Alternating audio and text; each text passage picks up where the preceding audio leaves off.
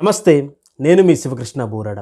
ఎందరో మహాత్ములను, ఎందరో స్వతంత్ర సమరయోధులను, ఎందరినో ఉత్తేజపరిచినటువంటి మహాత్ముడు, కొన్ని కోట్ల మందికి ఆదర్శంగా నిలిచినటువంటి వ్యక్తి, కొన్ని కోట్ల మందిలో తన యొక్క ప్రసంగాల చేత దేశభక్తిని, దైవభక్తిని నింపి శారీరకంగా, మానసికంగా, ఆధ్యాత్మికంగా ఉన్నతంగా తీర్చిదిద్దినటువంటి మహాత్ముడు స్వామి వివేకానందుడు.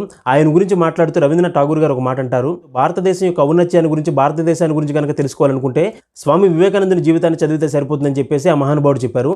ఈ ఒక్క మాటతో స్వామి వివేకానందుడు ఎంతటి గొప్పవాడు ప్రపంచానికి తన యొక్క ఆలోచన ద్వారా రవీంద్రనాథ్ ఠాగూర్ గారు తెలియజేశారు. అలానే సుభాష్ చంద్రబోస్ గారు మాట్లాడుతూ, రామకృష్ణ పరమహంస గారు స్వామి వివేకానందుడు నాకు గురు స్వరూపులు, వారి కారణంగా, వారి బోధనల కారణంగా నేను ఈ రోజున ఇంత దేశభక్తిని పెంపొందించుకున్నానని చెప్పేసి, అలానే స్వామి వివేకానందుడు కనుక ఈ రోజున శరీరంతో కనుక ఉంటే ఆయన పాదాల దగ్గర సేవ చేస్తూ ఉండేవాడిని అని చెప్పేసి సుభాష్ చంద్రబోస్ లాంటి మహాత్ములు కూడా చెప్పడం జరిగింది.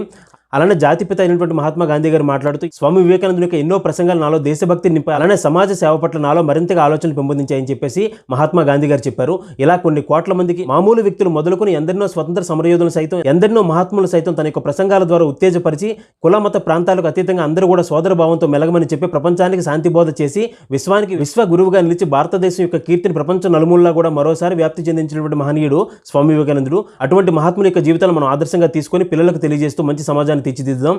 ధన్యవాదాలు. జై హింద్.